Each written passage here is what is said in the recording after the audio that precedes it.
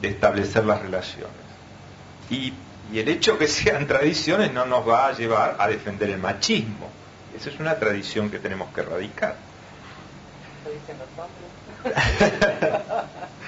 De manera tal que, del mismo modo que nos planteamos erradicar determinadas tradiciones, creo que en el plano institucional también tenemos que tener la misma disposición, ¿no?, a abandonar tradiciones que no nos llevan por el buen camino. Yo creo que es muy visible el fenómeno. Yo creo que es muy visible el fenómeno de lo que genera el exceso de personalismo en el Ejecutivo, la hegemonía del presidente. Esto después los politólogos han acuñado muchas expresiones, pero siempre estamos haciendo referencias al mismo fenómeno, de manera tal que creo que vale la pena acabar con este tipo de tradiciones culturales. Muy bien. Después del 10 de diciembre, ¿se encuentra en juego la gobernabilidad? Preguntan aquí. ¿Cuál es su opinión del actual vicepresidente, reuniéndose con algunos representantes de la oposición para rechazar un proyecto de ley que fue enviado por el Poder Ejecutivo? Bueno, esto es un tema de actualidad política, digamos. Yo vine a hablar un poco del sistema parlamentario y a veces creo que hay que ser un poco prudente, porque si vamos a tomar partido, digamos, ya en relación con la actualidad política, bueno, pues ya ahí empiezan a jugar otros elementos y nos alejamos del tema de debate. No obstante, yo no voy a rehuir la responsabilidad de contestar. Si leemos el texto de la Constitución, a ver,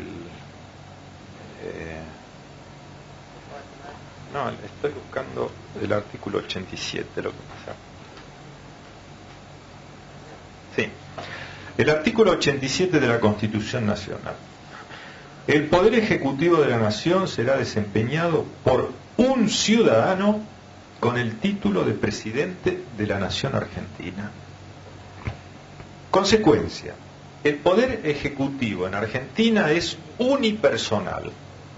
De manera que esas afirmaciones que se hacen acerca del vicepresidente, diciendo que cómo puede ser que el Ejecutivo vaya por un lado y por el otro, bueno, hay que relativizarlo, porque el presidente el Poder Ejecutivo es unipersonal, de manera tal que el vicepresidente no forma parte del Poder Ejecutivo.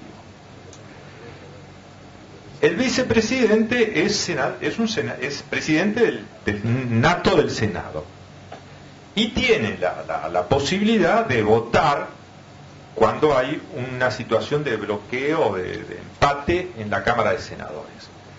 Cuando vota como senador. Y como senador, entiendo yo que tanto diputados como senadores tienen libertad de criterio, libertad intelectual para adoptar la decisión que estimen más correcta. De manera que, desde mi punto de vista, el famoso voto positivo de Cobos no significa o no significó ninguna violación de ninguna, digamos, estructura institucional.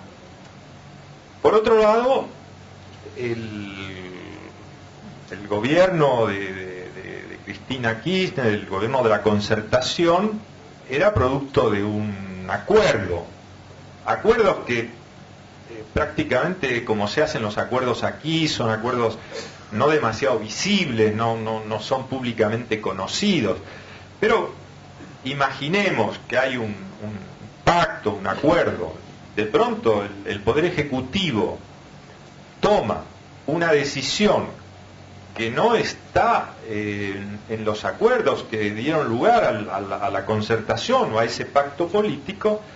Yo creo que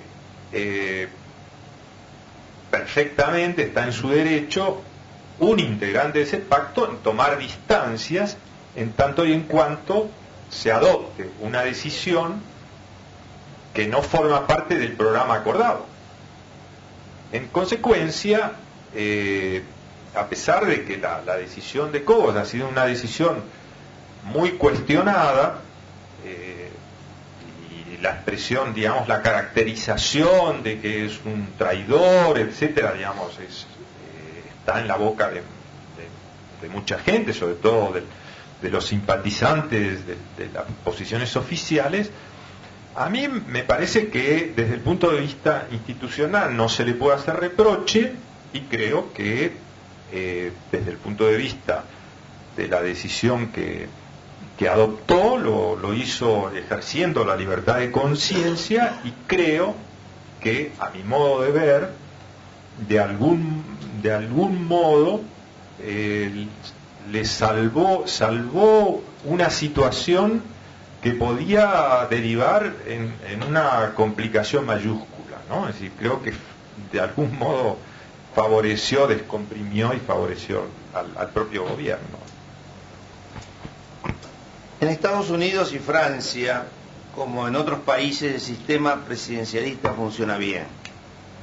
En Italia, como en otros países parlamentaristas, se han vivido largos periodos de crisis políticas. ¿Cómo se explica? Y otra, la Argentina ha sido un país con crisis a repetición.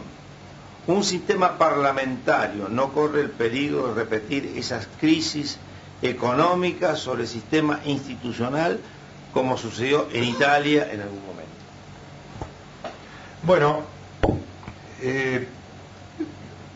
Francia es un sistema semipresidencialista, es una situación peculiar, pero tiene una estructura parlamentaria, es decir, hay un primer ministro, de modo que, bueno, vale la pena aclararlo, pero no quiero entrar en el análisis del sistema semipresidencial porque es un tema muy específico y nos llevaría un poquito de tiempo. Efectivamente, una de las críticas que se hace al sistema parlamentario es la inestabilidad, que es expresión, digamos, de una experiencia histórica que hubo en lo que se llamó la Cuarta República Francesa y lo que ha sido Italia hasta 1993, donde se modificó la ley electoral. La característica, digamos, que tenían los gobiernos italianos era que no duraban. El promedio de duración en los gobiernos italianos era más o menos 1 año y 2 meses. Es decir, cada año y 2 meses, digamos, como promedio, estallaba una crisis y se generaba una modificación o una caída del primer ministro, había que volver a designar otro, etcétera.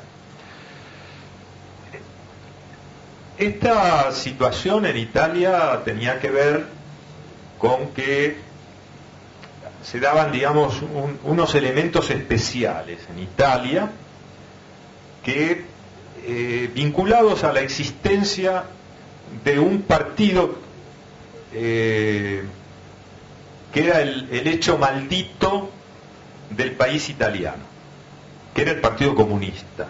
Es decir, que los compromisos que tenía Italia en el seno de la OTAN no permitían que un partido como el Partido Comunista, que era un partido muy importante, de mucho caudal electoral, pudiera formar parte de los gobiernos. Entonces esto daba lugar a que la democracia cristiana era necesariamente el partido que tenía que estar en el gobierno, y giraban en la órbita de la democracia cristiana varios partidos pequeños, y esto generaba este clima de inestabilidad.